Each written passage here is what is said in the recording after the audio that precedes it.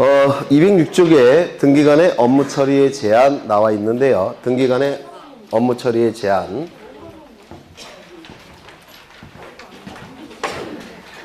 여기 갑이 있고요. 갑이 있고 여기는 등기소에 있는 등기관이 있을 겁니다. 갑이 등기소에 있는 등기관에게 등기를 신청했을 때 등기관은 그 등기를 아주 공정하게 처리해야 되겠죠. 맞습니까? 이 등기 업무는 공정하게 처리가 돼야 됩니다. 그래서 공정성이 확보가 돼야 돼요. 공정하게 처리해야 되니까 공정성이 확보가 돼야 됩니다. 따라서 일정한 관계에 있을 때는 갑과 등기관 간에 일정한 관계에 있을 때는 원칙이 등기를 신청할 수 없습니다. 일정한 관계에 있을 때는 등기를 신청할 수가 없어요. 이때 이 일정한 관계라 하면 갑과 등기관이 같은 사람인 경우, 자기인 경우, 그러니까 자기 자신에 대해서 등기관이 자신 토지에 대해서 자기가 등기를 처리한다는 겁니다. 그러면 면적을 나중에 비싸게 팔아먹기 위해서 10,000제곱미터인데 공을 하나 집어넣을 수 있죠. 네, 그럴 가능성이 있으니까 자신의 부동산에 대해서는 등기를 처리할 수 없습니다. 두 번째, 배우자의 등기 업무에 대해서도 등기를 처리할 수가 없어요. 왜? 공을 하나 똑같이 집어넣을 수 있으니까. 그렇죠. 세 번째, 사촌인의 친족. 이때도 공정하게 등기 업무를 처리할 수가 없습니다. 이때는 공을 더 집어넣는 게 아니라 공을 뺄 것 같습니다. 한 2개 정도. 그렇죠. 네, 공정성을 확보할 수가 없으니까 이때도 등기 업무를 처리할 수가 없어요. 이 배우자와 사촌 이내의 친족을 뭐라고 부르냐면 배우자 등이라고 불러요. 배우자 등의 관계에 있는 자 이렇게 부르는데요. 네 번째, 배우자 등의 관계에 있었던 자. 그러니까 옛날에 배우자 등 관계에 있었던 자. 지금은 아닌데 옛날에. 그러니까 옛날 부부, 옛날 와이프, 옛날 남편. 네. 그럴 수 있죠. 네, 이때는 공 한 5개는 빼고 싶을 것 같아요. 네, 공정성을 확보할 수가 없습니다. 옛날 친족, 양친자 관계 들어보셨습니까? 양자, 양보. 그래서 파양을 해버리면 이제 법정 친족 관계가 끝나버려요. 그래서 옛날 사촌이 될 수도 있어요. 이때도 공정하게 등기 업무를 처리할 수가 없기 때문에 등기를 신청할 수 없습니다. 그런데 만약에 등기를 신청했는데 이때 등기가 실행이 됐더라는 겁니다. 원래는 등기 신청할 수 없다고 그랬죠. 이러한 관계에 있을 때는 등기를 신청할 수가 없습니다. 그런데 등기를 안 해주니까 뒤에 이제 좀 맛있는 것도 사주고 돈도 좀 집어주고 이렇게 해서 등기가 실행이 됐다는 겁니다. 그러면 이 실행된 등기는 효력이 있을까요? 없을까요? 첫 번째, 관할을 위반했습니까? 관할 위반 언급 안 했죠? 두 번째, 사건이 등기할 것이 아닌 경우에 해당이 될까요? 그것도 언급 안 했죠? 그러면 3호부터 11호 어딘가에 해당이 되는 겁니다. 맞습니까? 그러면 3호부터 11호 어딘가에 해당이 된다면 당연무효도 아니고 직권 말소할 수도 없고 이의 신청을 통해서 말소할 수도 없습니다. 맞습니까? 그때는 뭐 갖고 판단한다고요? 실체관계. 여기서는 실체관계에 아마 부합할 겁니다. 그렇겠죠? 따라서 유효한 등기로 보는 게 판례예요. 이때는 유효로 보게 될 겁니다. 아마도 무효는 아니에요. 이거 이해가 되실까요? 관할 위반도 아니죠. 그 다음에 사건이 등기할 것이 아닌 경우에 해당되지도 않죠. 3호부터 11호 어딘가에 해당이 될 뿐이에요. 그러면 어차피 요 갑이 소유권을 취득할 자고 소유권 취득할 자 명의로 등기가 됐다면 그 등기는 실체관계와 부합하는 등기가 돼버립니다. 따라서 이때는 유효로 보는 게 맞아요. 네. 그 다음에 예외적으로 증인을 세워서 등기를 신청한다면 이때는 등기의 공정성 확보할 수 있을까요? 증인이 있으니까. 증인이 있다면. 있겠죠? 이때는 등기 신청할 수가 있어요. 그러면 이 증인이 될 수 있는 자격이 있는 자가 누가 있냐? 이걸 좀 외워두실 필요가 있어요. 먼저 이러한 관계에 있는 자는 증인이 될 수 있겠습니까? 없겠죠? 따라서 이러한 관계에 있는 자는 증인이 될 수가 없을 겁니다. 맞습니까? 그 다음에 두 번째는 등기소에서 소유권을 등기한 자만이 증인이 될 수가 있습니다. 그 등기소에서, 이 등기소에서 소유권 등기를 한 자만이 증인이 될 수가 있어요. 만약에 그 등기소에서 소유권 등기를 하지 않은 자, 그러면 저 제주도에 살고 있는 친구한테 증인으로 부탁할 수도 있죠. 그렇지 않습니까? 이런 사람 2명 이상의 참여가 있고 참여 조서가 작성이 되면 이때는 등기할 수 있다라고 얘기합니다. 책을 좀 보시면요. 등기관의 업무 처리의 제한 나와 있고요. 거기 동글뱅이 1번을 보시면 등기관은 자기 배우자 사촌 이내의 친족이 등기 신청인일 때는 등기를 할 수 있다 없다? 없다. 등기 신청이 허용되지 않습니다. 이때 배우자나 사촌 이내의 친족 관계는 그 관계가 끝난 후에도 같다. 맞죠? 네. 공정성이 여전히 확보가 안 될 겁니다. 제한 사유의 배제라고 하는데 등기관의 제척 사유가 존재하더라도 제는 제거, 척은 배척이란 뜻이에요. 제거되고 배척되는 사유. 그 등기소에서 소유권 등기를 한 성년자로서 배우자나 사촌 이내의 친족이 아닌 자 2명 이상의 참여가 있으면 등기할 수 있는데 그 밑에 보시면 참여조서가 작성이 되고 기명날인 서명까지 한다면 증인이 있기 때문에 이때는 등기할 수 있다라고 얘기를 합니다. 근데 읽어보시면 아실 거예요. 이제 207쪽을 보겠습니다. 등기부. 여기는 좀 어려워요. 어려우니까 네. 먼저 210쪽을 보시면 등기부, 등기기록 나와 있는데요. 등기기록이라는 용어와 등기부라는 용어는 좀 달라요. 옛날에는 같은 의미로 썼는데 지금은 약간 다른데요. 개별적인 건물들, 개별적인 토지들마다 존재하는 게 등기기록이라고 얘기합니다. 등기기록. 100번지 토지에 대한 표제부, 갑구, 을고 이걸 등기기록이라고 불러요. 예를 들어서 205번지 토지에 대한 표제부, 갑구, 을고 이걸 등기기록이라고 얘기합니다. 건물 하나에 대한 표제부, 갑구, 을고를 등기기록이라고 불러요. 그런데 대한민국에 있는 모든 토지 전부에 대한 것들, 모든 건물 전부에 대한 것들을 포괄해서 이때는 등기부라는 용어를 씁니다. 그래서 개별적인 부동산마다 존재하는 건 등기기록이고요. 그 개별적인 부동산 통틀어서 얘기할 때는 뭐라고요? 등기부 이렇게 얘기를 합니다. 용어가 약간 바뀌었어요. 근데 뭐 혼용해서 씁니다. 혼용해서. 그러면 이제 등기부의 의 나와 있고요. 등기부는 어떻게 구성되어 있죠? 표제부, 갑구, 을구로 구성되어 있죠. 등기부는 크게 2가지가 있습니다. 뭐가 있습니까? 건물 등기부 그리고요 토지 등기부 이렇게 2가지가 있다라고 했습니다. 개별적인 건물에 대해서 존재하는 것은 등기기록, 건물 통틀어서는 등기부 이렇게 불러요. 개별적인 토지마다 존재하는 것은 등기기록, 토지 전부를 통틀어서 얘기할 때는 등기부라고 얘기를 합니다. 그래서 이 건물 등기부는 우리 부동산 등기법에서는 등기부의 종류를 이렇게 2가지로 정해놨다고 했죠. 법정되어 있다라고 얘기를 했습니다. 그런데 공시 기능을 높이기 위해서 그리고 관리의 편의를 위해서 건물 등기부는 2개로 나눠서 편지한다고 그랬죠. 어떻게 나눠서 편지합니까? 일반 건물 등기부. 기억나십니까? 일반 건물 등기부. 또 하나는요. 집합 건물 등기부. 이렇게 둘로 나눠서 편제를 한다고 했습니다. 그런데 보통 등기부는 표제부, 갑구, 을구로 구성되어 있죠. 그렇죠. 그래서 이 일반 건물 등기부, 이 토지 등기부는 표제부, 갑구, 을구로 구성되어 있어요. 등기 기록의 구성이 표제부, 갑구, 을구. 그런데 이 집합 건물 등기부는 등기부의 구성이 이렇게 구성되어 있지 않습니다. 약간 변형된 형태로 존재해요. 오늘 보실 건데요.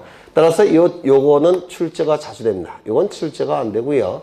보통 여기서 출제를 합니다. 집합 건물 등기부에서. 그래서 오늘은 요 집합 건물 등기부를 볼 건데요. 굉장히 어렵습니다. 보통 한 문제 이상이 출제가 되는데요. 만약에 여기서 출제가 된다면 최상급의 문제로 출제가 되는 겁니다. 그래서 좀 어렵다는 걸 미리 여러분들에게 양해를 구하겠습니다. 왜 어려운 걸 하느냐? 한 7월달, 8월달쯤에 하면 되지 않느냐? 지금 해야 돼요.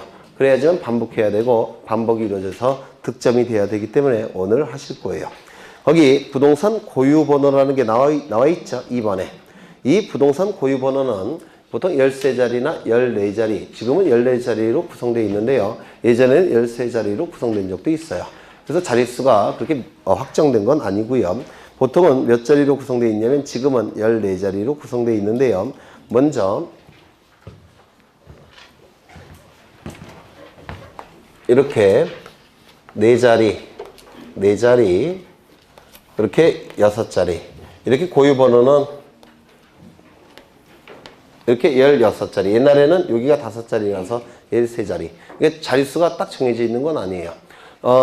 토지의 고유 번호는 19자리였죠. 맞습니까? 그거가 다른 거예요. 이거는. 토지의 고유 번호와 다른 거. 그건 공간정보법에 적용을 받는 것이고, 이것은 등기법에 적용을 받는 거예요. 그래서 다른 번호입니다. 요거 토지의 고유 번호는 19자리로 확정되어 있는데요. 이 등기부의 고유 번호는 확정되어 있지 않아요. 지금 현재는 14자리입니다. 그러면 여기는 뭐냐면 등기소의 코드 번호입니다. 등기소의 코드 번호고요. 여기 요 4자리는 예전에 종이로 된 등기부였습니다. 등기부가 종이로 된 등기부였어요. 카드식 등기부, 보관철식 등기부라고 부르는데요.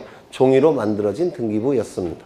근데 이 등기부를 뭐로 바뀌었느냐면 전산 등기부로 바꿨어요. 전산 등기부로 종이로 만들어진 등기부를 컴퓨터 파일 형태로 다 전환을 시켰습니다. 전환이 되기 위해서는 여기 있는 것을 여기다 옮겨 기록해야 되겠죠. 맞습니까?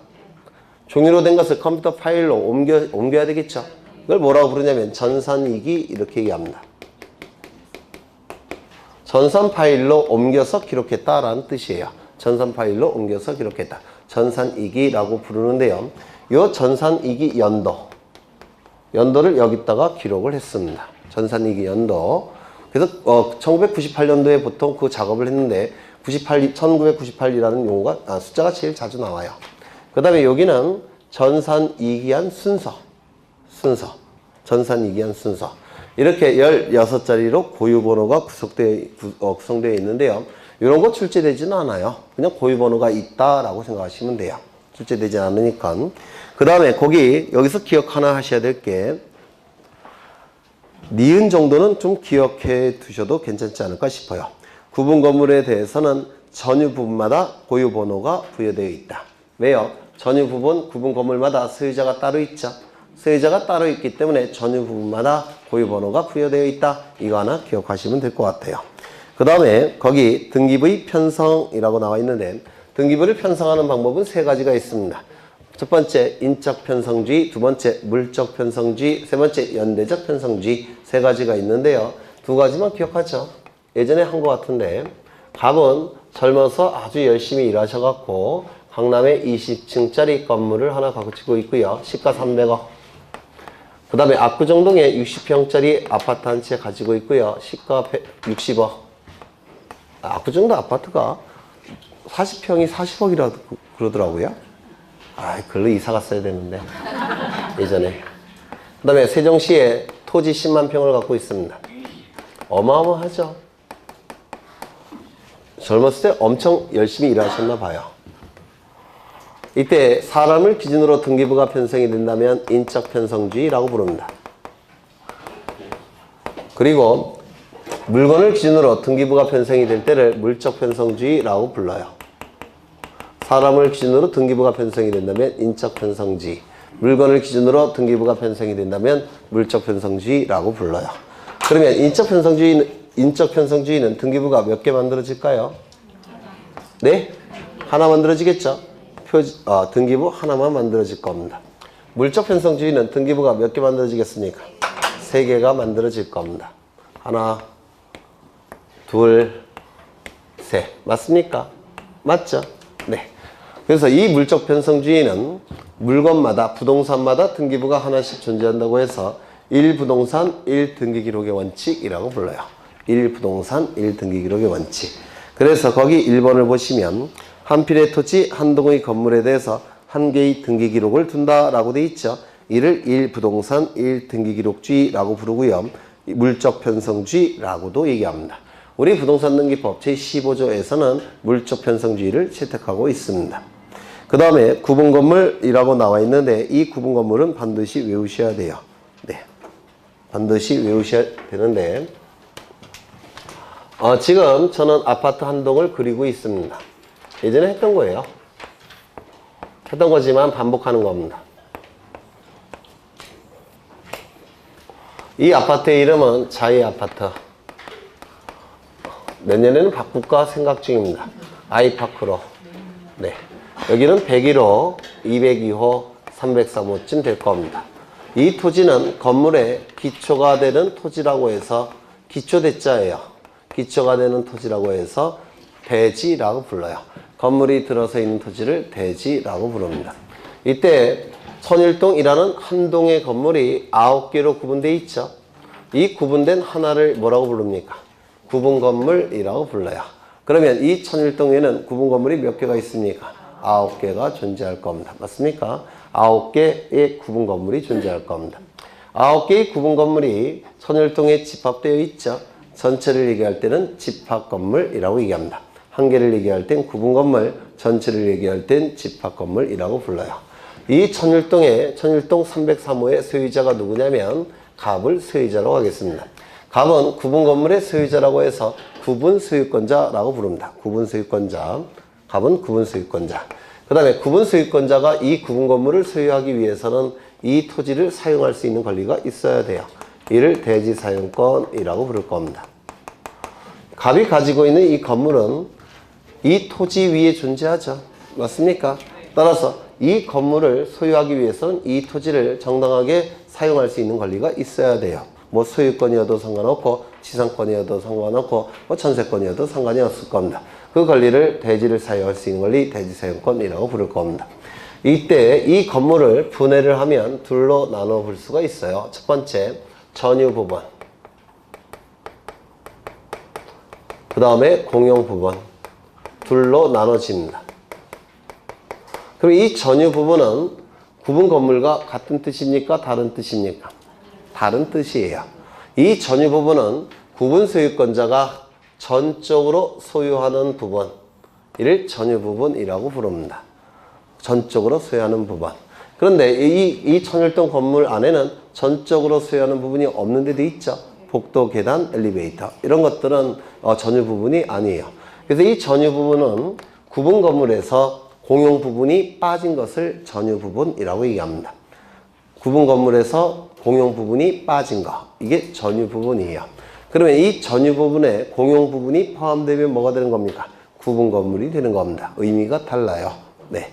그러면 이 전유부분이 되기 위해선 두 가지 요건을 충족해야 되는데, 전적으로 소유하는 부분이니까 구조 자체가 독립적으로 만들어져야 됩니다.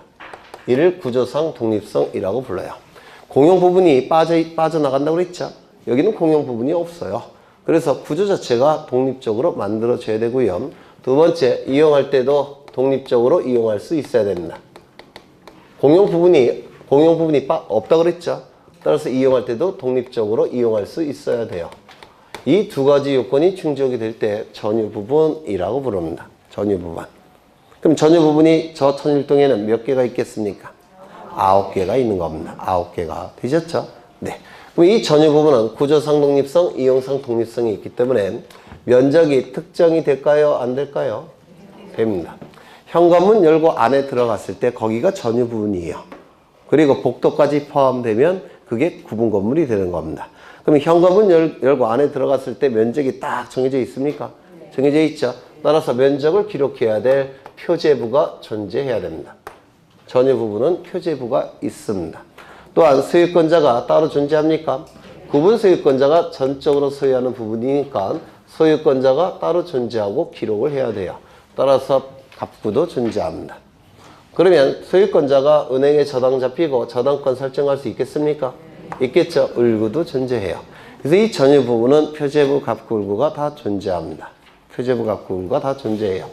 공용부분은 둘로 나눠진다라고 했죠. 첫 번째, 구조 자체가 공동으로 사용하게끔 만들어진 부분, 이를 구조상 공용부분이라고 부릅니다.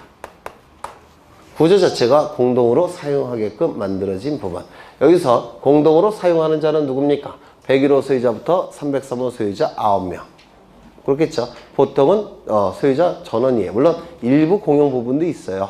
그건 이제 민법에서 공부하실 테고, 일부 공용 부분은 민법에서 하실 테고, 그냥 저는 전부 공용 부분을 예로 들겠습니다.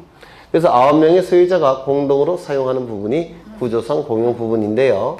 복도나 계단, 엘리베이터 이런 것들이 바로 구조 자체가 공동으로 사용하게끔 만들어진 부분입니다.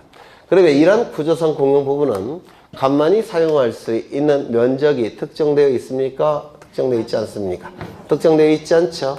따라서 표제부 존재하지 않습니다. 그리고 소유자가 따로 있습니까? 소유자가 따로 없어요. 101호 소유자부터 303호 소유자 전원이 소유자입니다. 물론 전부 공용 부분일 때. 네. 그러면 이건 갑구 있습니까? 없습니까? 없을 겁니다. 갑구가 없다면 을구도 존재할 수 없습니다. 보통 을구에 기록되는 등기는 소유자가 만들어주는 등기라서 소유자가 없다면 을구도 존재할 수 없는 겁니다.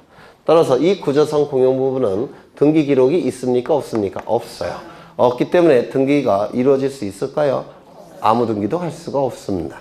구조상 공용 부분은 등기가 불가능할 겁니다. 그 다음에 만들어지기는 전유 부분으로 만들어졌습니다. 전유 부분으로 만들어졌다는 의미는 구조상 독립성, 이용상 독립성을 갖췄다는 뜻이에요. 만들어지기는 전유 부분으로 만들어졌는데요. 규약을 통해서 공동으로 사용하자고 정한 부분이 있습니다. 이를 규약상 공용 부분이라고 부릅니다. 만들어지기는 전유 부분으로 만들어졌지만 규약을 통해서, 여기서의 규약은 관리 규약을 얘기해요. 규약을 통해서 공동으로 사용하자고 정한 부분이 있는데 이를 규약성 공용 부분이라고 해요. 그러면 이 규약은 101호 소유자부터 303호 소유자가 모여서 합의를 해야 되겠죠. 그런데 합의를 해놓고 나중에 꼭 딴소리 하는 놈이 있어요. 이상한 놈들이. 그때 내가 잘 몰랐다는 등, 술 먹고 내가 합의를 해줬다는 등, 와이프한테 혼나는 바람에 정신이 없어서 합의할 수밖에 없었다는 등, 뭐 이렇게 딴소리 하는 애들 있겠죠. 네. 그러한 자들을 대비해서 이 규약에 공증을 받는 경우가 있어요. 즉 공정증서를 받는 경우도 있습니다. 공정증서로 작성하는 경우가 있어요. 공증을 받는 경우가 있다는 겁니다. 이 공증을 받게 되면 공적 증거력이 올라갑니다. 그래서 딴소리 하기가 힘들어져요. 그래서 공정증서로서 규약이 작성되는 경우도 드물지만 있습니다. 이를 규약성 공용 부분이라고 하는데 여기에 해당되는 게 뭐가 있느냐면 관리사무소, 노인정, 요즘 신도시 같은 경우는 요 동마다 보통 지하에 독서실도 만들어져 있죠. 네, 그렇더라고요. 독서실도 있더라고요. 주민들이 사용할 수 있는, 저렴하게 사용할 수 있는 독서실. 이런 것들이 전부 다 규약성 공용 부분이에요. 이런 걸 규약성 공용 부분이라고 얘기합니다. 그래서 여기에 3층짜리 건물이 지어졌는데요. 물론 돈은 101호 소유자부터 303호 소유자가 돈을 냈을 겁니다. 그러면 3층짜리 건물을 지어서 여기 1층, 2층, 3층이 구조가 독립적으로 구성되어 있고 전부 다 문이 따로 있어요. 이렇게 복도로. 그럼 이용상 독립성도 있겠죠. 그러면 이 건물은 상가로 일반인에게 분양도 가능했죠. 그렇죠. 분양할 수 있었는데 관리 규약을 통해서 공용 부분으로 전환시켰다는 겁니다. 이를 규약성 공용 부분이라고 불러요.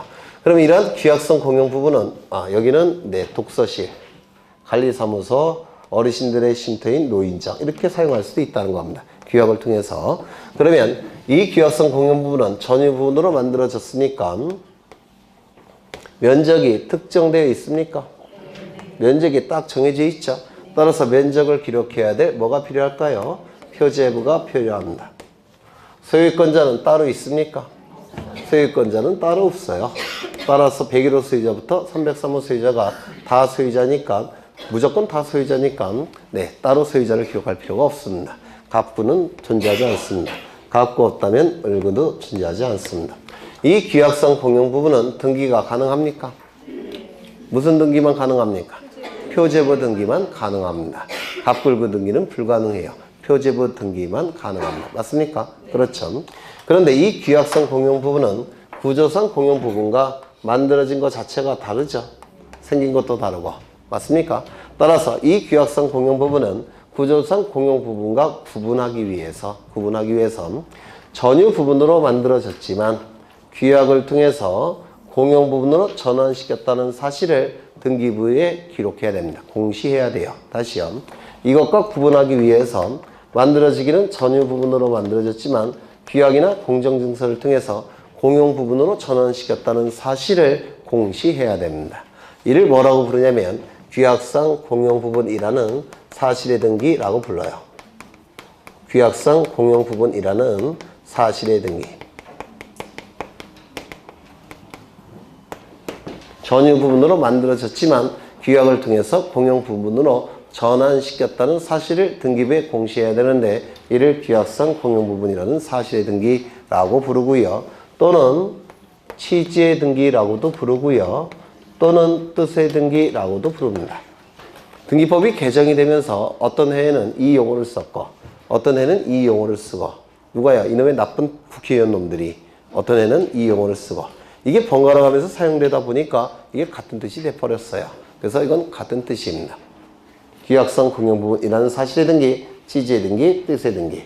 이 등기는 누가 신청을 해야 될까요? 네? 누가 신청을 해야 되겠습니까? 가장 이해관계가 많은 자는 소유권자 아니겠습니까? 그렇죠. 소유권의 등기명인이 신청하는 겁니다. 소유권의 등기명인은 누굴까요? 101호 소유자부터 303호 소유자로 등기부에 기록된 자들. 그렇죠. 101호 소유자부터 303호 소유자. 그 9명을 얘기하는 겁니다. 이 9명이 여기다가 등기를 신청하게 될 겁니다. 표제부에. 이건 민법에서도 자주 출제가 돼요. 규약성 공용부분이라는 사실의 등기는 표제부에 이루어지는 등기라는 거. 이건 민법에서도 출제 영순이에요. 그럼 이건 표제부 등기니까 단독 신청일까요? 공동 신청일까요? 단독 신청이 될 수밖에 없습니다. 등기가 이루어짐으로 인해서 권리를 상실하여 불이익이 발생하는 자가 등기 의무자죠. 그런데 표제부는 권리에 관한 내용이 없어요. 권리에 관한 내용이 기록되지 않으니까 권리를 상실한다는 표현을 쓸 수가 없습니다. 그래서 등기 의무자가 존재하지 않아요. 표제부 등기는. 따라서 소유권의 등기명의인이 단독 신청을 통해서 이 등기가 실행이 됩니다. 이거 다 출제가 되는 것들이에요. 아주 어려운 지문들입니다. 그런데 만약에 한 5년쯤, 10년쯤 경과가 된 후에 요 규약을 101호 소유자부터 303호 소유자가 규약을 폐지하더라는 겁니다. 폐지가 되면 어떻게 될까요? 원상복귀 되겠죠? 규약을 통해서 전유 부분을 공용 부분으로 전환시켰는데 규약이 폐지가 돼버리면 공용 부분이었던 것이 다시 전유 부분 쪽으로 가야 되겠죠? 이거 이해가 되십니까? 그렇죠. 이쪽이 이쪽으로 이제 환원이 될 겁니다. 그러면 이 전유 부분이라는 문구는 구분 소유자가 전적으로 소유하는 부분이니까 구분 소유자가 나타나겠죠? 맞습니까? 따라서 이 공용 부분이 전유 부분으로 전환이 돼버리면 이 부분에 대해서 소유권을 취득하는 자가 나타날 겁니다. 소유권을 취득하는 자가 나타날 거예요. 이 소유권을 취득하는 자가 누구로부터 취득하겠습니까? 101호 소유자로부터 303호 소유자 9명으로부터 취득하겠죠. 매매를 통해서 취득할 겁니다. 매매를 통해서 취득할 때 소유권 이전 등기를 해야 될 텐데 소유권 이전 등기 할 수 있습니까? 없어요. 왜요? 갑구가 없으니까. 그렇죠. 갑구가 없으니까 이전 등기는 할 수가 없어요. 따라서 갑구를 만드는 등기를 해야 됩니다. 갑구를 만드는 등기 얘가 A라면 이렇게 1번 소유권 보전 A 이렇게 등기를 해야 됩니다. 이거 이해가 되십니까? 그렇죠. 따라서 이 소유권 취득자는 소유권 보전 등기를 신청하게 될 겁니다. 물론 소유권 보전 등기 신청이 이루어지게 되면 이거는 어떻게 해야 될까요? 등기관이 말소시켜야 되겠죠. 그렇지 않습니까? 더 이상 공용 부분이 아니니까 이건 말소시켜야 될 겁니다. 당연히. 되셨나요? 네. 이 소유권 보전 등기는 단독입니까? 공동입니까? 단독 신청에 의한 등기예요. 이때도 등기의무자가 존재하지 않죠. 이렇게 등기가 실행이 될 겁니다. 그래서 이 내용은 사실 굉장히 어려운 지문입니다. 이거 두 번째 하는 거 맞죠? 네, 두 번째 하는 거예요. 전원이 다 외울 때까지 10번 정도 할 겁니다. 네.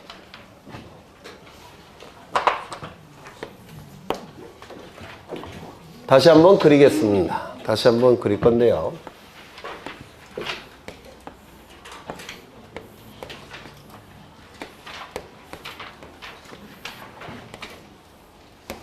물론 자이 아파트고요. 1001동입니다. 101호, 202호, 303호쯤 될 겁니다. 이 토지의 이름을 뭐라 불렀어요? 대지. 그렇죠. 건물의 기초가 되는 땅 대지라고 불렀습니다. 이때 이걸 뭐라고 불렀습니까? 구분 건물. 구분 건물을 소유하고 있는 자는 구분 소유권자라고 얘기할 겁니다. 이 구분 소유권자가 구분 건물을 소유하기 위해서는 이 건물은 이 토지 위에 존재하기 때문에 이 토지에 대해서 건물을 소유할 수 있는 정당한 권리가 있어야 돼요. 그 권리가 대지사용권이라고 얘기합니다. 이 대지를 사용할 수 있는 권리가 있어야 됩니다. 남의 토지 위에 건물을 갖고 있을 수는 없죠. 남의 토지 위에 건물을 갖게 되면 어떻게 돼요? 철거돼야 되죠. 철거를 막기 위해서 건물을 소유하는 자는 그 대지를 사용할 수 있는 정당한 권리가 있어야 되는데 이를 대지 사용권이라고 불러요. 구분 소유권자는 무조건 대지 사용권이 무조건 있어야 됩니다. 민법에서 하실 거예요. 민법에서 이 대지를 사용할 수 있는 권리는 토지 소유권은 대지 사용권이 될 수가 있고요. 토지 지상권도 대지 사용권이 될 수가 있고 토지 전세권도 대지 사용권이 될 수가 있고 토지 임차권도 대지 사용권이 될 수가 있습니다. 네 가지 권리는 대지 사용권이 될 수가 있어요. 물론 판례는 점유 사용권도 대지 사용권이 된다라고 봐요. 그건 나중에 아주 좀 더 어려운 거 할 때 그때 같이 설명을 드릴 거예요. 일단 이거는 요 점유 사용권은 판례가 인정하는 대지 사용권이고요. 우리 등기법과 민법에서 명문으로 인정하는 대지 사용권은 요 네 개예요. 외우셔야 됩니다. 공통점이 뭐라고 했습니까? 네 가지 권리의 공통점. 여기 지역권은 빠집니다. 지역권은 요역지와 승역지 간의 이용관계를 조절하는 권리가 바로 지역권이에요. 따라서 요역지, 승역지, 두 필지 토지가 반드시 있어야 돼요. 지역권은. 그런데 여기는 한 필지만 그렸죠. 따라서 지역권은 여기서 빠집니다. 그러면 공통점이 뭘까요? 사용 권능이 있는 권리들. 그게 바로 공통점입니다. 사용수익 처분, 사용수익, 임차권은 용익채권이라고 해서 이건 사용수익 권능이 있습니다. 그래서 공통점은 사용 권능이 있는 권리들이에요. 되셨을까요? 네. 그런데 이 대지 사용권은 303호 소유자인 갑만 가지고 있겠습니까?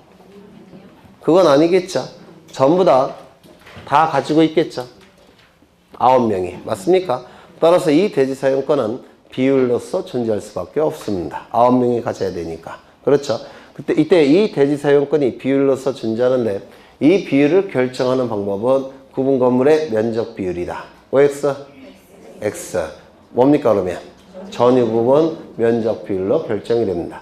이 비율을 결정하는 방법은 전유 부분 면적 비율이에요. 공용 부분은 싹 빠져나가는 겁니다. 그래서 전유 부분 면적 비율로 결정이 돼요. 그러면 전유 부분의 면적 비율로 결정이 되니까 전유 부분이 다 똑같다면 갑이 가지고 있는 이 대지 사용권은 이 토지 전체 얼마가 되겠습니까? 9분의 1을 갖게 될 겁니다. 맞습니까? 9분의 1을 갖게 될 겁니다. 그러면 이 대지 사용권 토지에 대한 권리입니까? 건물에 대한 권리입니까? 토지에 대한 권리예요. 따라서 토지 등기부에 등기가 될까요? 건물 등기부에 등기가 될까요? 토지 등기부에 당연히 등기가 될 겁니다. 토지 등기부 표제부도 있을 테고 갑구도 있을 테고 을구도 이렇게 존재할 겁니다.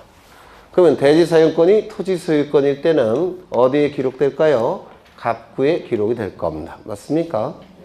소유권이니까 소유권 이외의 권리일 때는 당연히 을구에 기록이 될 겁니다. 맞습니까? 그럼 토지 소유권이 대지 사용권일 때는 이렇게 기록이 될 거예요. 소유권 9분의 1 갑. 303호 소유자 9분의 1.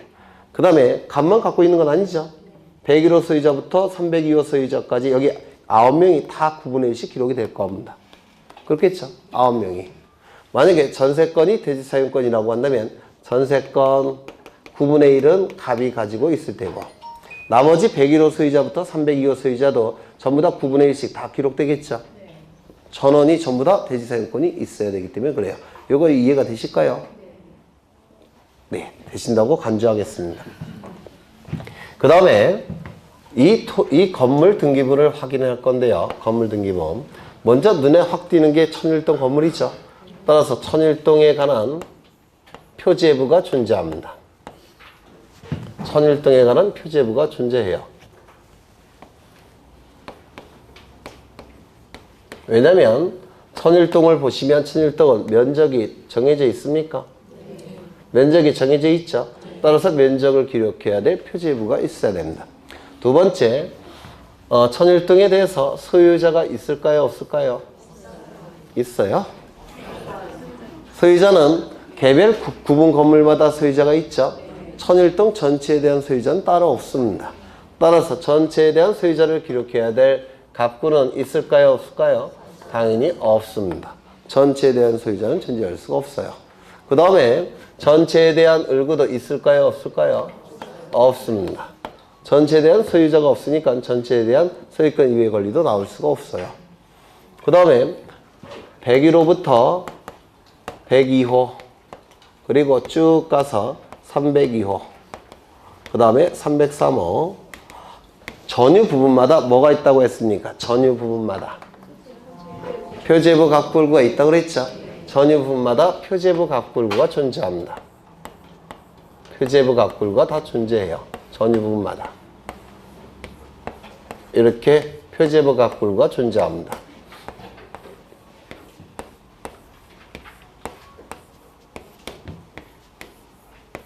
이렇게 존재합니다. 표제부 갑구을구가. 이때 규약상 공용 부분은 표제부에 있다고 그랬죠. 규약상 공용 부분 표제부는 여기다가 배치를 시킵니다. 여기다가. 근데 설명의 편의를 위해서 빼놓은 겁니다. 제가 이 전체가 하나의 등기부입니다. 전체가 한 개의 등기부다라고 얘기합니다. 그래서 일반적인 건물 등기부는 표제부, 갑구, 을구가 있지만 이 집합건물 등기부는 이렇게 구성이 되어 있어요. 그래서 복잡하기 때문에 이게 출제가 됩니다. 전체가 하나의 등기부예요. 그럼 이 등기부는 천일동의 등기부겠죠. 등기부의 이름은 집합건물 등기부라고 부릅니다. 303호 등기부도 이거입니다. 전체가 하나의 등기부니까 따라서 이 등기부의 이름은 구분건물 등기부라고도 부릅니다. 이 전체가 하나의 등기부라서 천일동도 이게 등기부고 303호도 이게 등기부고 101호도 이게 등기부예요. 그래서 이 등기부의 이름은 집합건물 등기부이면서 동시에 구분건물 등기부라고 부릅니다. 그러면 부동산은 법적인 부동산은 몇 개 있습니까? 9개가 존재합니다. 왜냐면 우리나라는 자본주의 사회고 자본주의 사회는 개별적인 소유권이 인정될 때 자본주의 사회라고 불러요. 그러면 소유권자를 기준으로 해서 건물의 개수를 정하는 겁니다. 소유권자를 기준으로 해서. 그래서 소유권자가 9명이 있으니까 이 법적인 건물도 9개가 존재합니다. 부동산은 9개죠. 등기부는 몇 개인가요? 1개만 있습니다. 따라서 1부동산 1등기기록의 원칙이 적용된다, 적용되지 않는다. 적용되지 않는다라고 얘기합니다. 집합건물 등기부는 1부동산 1등기기록의 원칙이 적용되지 않습니다. 법적인 부동산은 9개, 등기부는 법적인 등기부는 1개, 1부동산 1등기기록의 원칙이 적용되지 않습니다. 그런데 보통 등기부는 표제부, 갑구, 을구로 구성되어 있죠.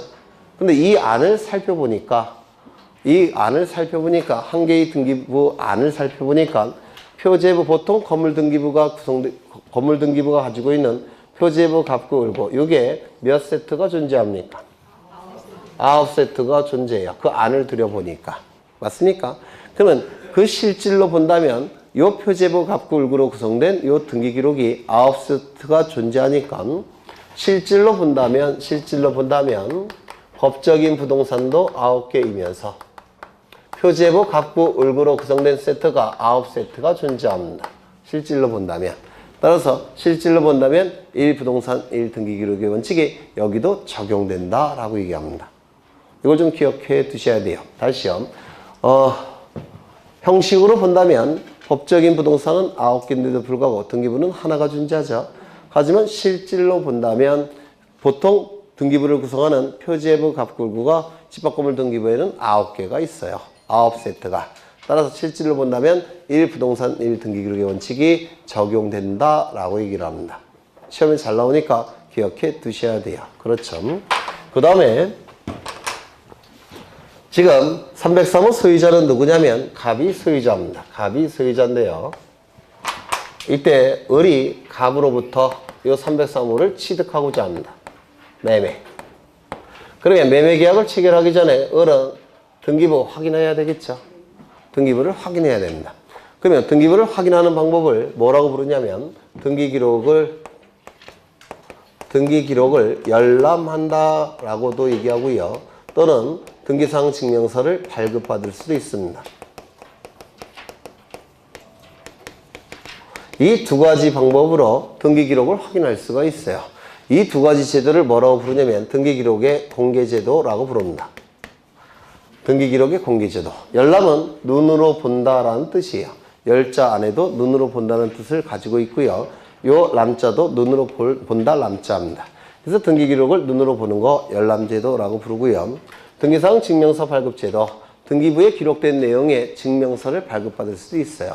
이 두 가지 방법을 통해서 등기기록이 공개가 됩니다. 그렇다면 을이 확인할 필요가 있는 등기기록, 이거 다 확인할 필요가 있습니까?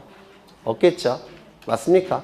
하지만 요 을의 입장에서는 303호의 전유 부분의 면적은 확인해 봐야 되겠죠? 면적이 얼만큼인지. 그렇죠? 전용 면적은 확인해 봐야 되겠죠? 그래서 표제부는 확인해야 될 겁니다. 두 번째, 303호 소유자가 진짜 갑인지 확인해야 되겠죠? 맞습니까? 따라서 303호에 대한 갑구도 확인해야 될 겁니다. 저당 잡힌 부동산인지 확인해 봐야 되겠죠? 따라서 을구도 확인해야 됩니다. 그래서 303호에 대해서 표제부, 갑구, 을구는 다 확인해 봐야 돼요. 그런데 이건 어디까지나 전유 부분의 표제부, 갑구, 을구예요. 따라서 이 표제부에는 전유 부분의 면적만 기록되어 있습니다. 공용 부분은 여기에 기록되어 있지 않아요. 저기서 전유 부분에 대한 표제부, 갑구, 을구 제가 그려놨죠. 그럼 여기에 면적은 전유 부분 면적만 기록이 돼요. 공용 부분은 여기에 기록되어 있지 않습니다. 공용 부분은 여기에 기록되어 있어요. 그럼 공용 부분의 면적이 얼마쯤인지는 확인해 봐야 되겠죠. 따라서 1001동에 대한 표제부도 확인을 해 봐야 됩니다. 나머지 이것들은 확인할 필요가 있습니까? 없습니까? 없어요. 따라서 등기 기록이 공개가 될 때는 이것만 한 개의 등기부입니다. 존재할 때는 이 전체가 하나의 등기부라고 그랬죠. 근데 등기 기록이 공개가 될 때는 전체가 하나의 등기부가 아니라 한 동 전체에 대한 표제부, 해당 전유 부분에 대한 표제부, 갑구, 을구, 요게 한 개의 등기부예요. 그러면 존재할 때의 한 개의 등기부의 구성과 공개가 될 때의 한 개의 등기부의 구성은 같습니까? 다릅니까? 다릅니다. 이걸 꼭 기억하셔야 돼요. 존재할 때의 등기부의 구성과 공개가 될 때의 등기부의 구성은 달라집니다. 이걸 좀 기억해 두셔야 됩니다. 하나 더. 요 부분은 반드시 동시에 작성이 돼야 됩니다. 예외 없이 동시에 작성이 돼야 돼요. 집합건물 등기부에서 표제부만큼은 반드시 동시에 작성이 돼야 돼요. 동시에. 그렇다면 이 303호가 갑에게 최초로 분양이 됐습니다. 너무 기쁜 나머지 제일 먼저 보존등기 신청하고 싶어요. 그러면 갑은 자신의 소유 부동산에 대해서 보존등기 신청하겠죠. 소유권 보존 갑 이렇게 신청할 겁니다. 맞습니까? 분양을 처음으로 받았으니까 보존등기 신청하겠죠. 이건 자기 거니까 소유자로서 직접 신청하게 될 겁니다. 맞습니까? 맞아요, 안 맞아요? 맞죠? 네. 그 다음에 이 표제부만큼은 반드시 동시에 작성이 돼야 되니까 이것도 동시에 갑이 신청할 수밖에 없습니다. 맞습니까? 이거는 공용 부분이 있으니까 갑이 신청할 수 있어요. 근데 이거는 동시에 작성이 돼야 되는데 소유자들이 따로 있겠죠. 맞습니까? 소유자가 따로 있음에도 불구하고 동시에 작성이 돼야 되기 때문에 갑이 신청할 수밖에 없습니다. 이거 이해가 되실까요? 안 되세요? 다시요. 101호 갑이 소유하고 있는 부분은 303호죠. 303호는 자신이 소유니까 보존등기 직접 신청하는 거 맞아요. 그런데 101호부터 302호까지는 소유자가 따로 있겠죠. 그 소유자들이 표제부 등기를 신청해야 되는데 소유자들이 신청하지 않을 때 갑이 동시에 작성이 되니까 갑이 신청할 수밖에 없겠죠. 그렇지 않습니까? 동시에 작성이 돼야 되니까 갑이 최초로 보존등기 신청하는 거예요. 최초니까. 그러면 갑은 표제부 요 부분, 요 표제부 등기를 갑이 신청할 수밖에 없는데 소유자가 따로 있으니까 갑이 소유자로 신청하는 건 아니겠죠. 소유자를 대신해서 신청하는 겁니다. 즉 대의 신청이에요. 소유자를 대신해서 신청하는 겁니다. 단지 동시에 작성이 돼야 되니까 갑이 신청할 뿐이에요. 소유자를 대신해서. 이거 이해가 되십니까? 동시에 작성이 되니까 이 두 개의 등기 신청은 어떻게 신청해야 될까요? 동시 신청돼야 됩니다. 이거 이해가 되실까요? 네. 그래서 요것이 출제가 되고 있고요. 요게 출제가 됩니다. 그러면 갑은 이 부분을 대위 신청할 수 있습니까? 보존 등기를 대위 신청하는 게 아니에요. 무슨 등기만 대위 신청한다고요? 표제부만. 표제부만. 이거 되셨을까요? 네. 여기까지 보고 쉬겠습니다.